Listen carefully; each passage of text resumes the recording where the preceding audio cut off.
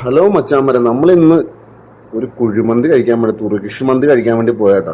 Turkish മന്തി കഴിക്കാൻ വേണ്ടി Turkish ഹോട്ടലിൽ കയറി ഇരിക്കുകയാണ്. അപ്പോൾ അവിടെ ആൾ വന്ന് എന്താ വേണ്ടതെന്നൊക്കെ ചോദിക്കുന്നതിന് മുമ്പ് നമ്മളവിടുത്തെ മെനു കാർഡൊക്കെ എടുത്ത് നോക്കുവാണ്. ചുമ്മാ ഒന്നും അറിയാൻ മേല, എന്നാലും ചുമ്മാ നോക്കുക കേട്ടോ.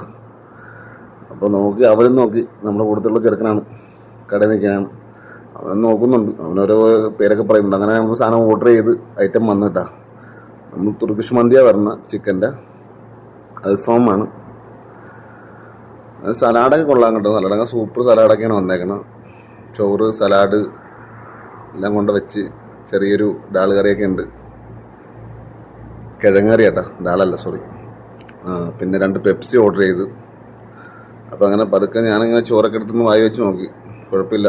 ഞങ്ങളെപ്പോഴും ഈ അഫ്ഗാനിൻ്റെ ഹോട്ടലിലാണ് പോകുന്നത്. ഇന്ന് ഞങ്ങൾ തുർക്കി ഹോട്ടലിൽ പോയതാണ്. എങ്ങനെ ഉണ്ടെന്ന് അറിയാമോ? തുർക്കി ഞാൻ കഴിച്ചിട്ടുണ്ട്, എന്നാലും നമ്മുടെ ചെറുക്കൻ പുതിയതായിട്ട് വന്നേനെ.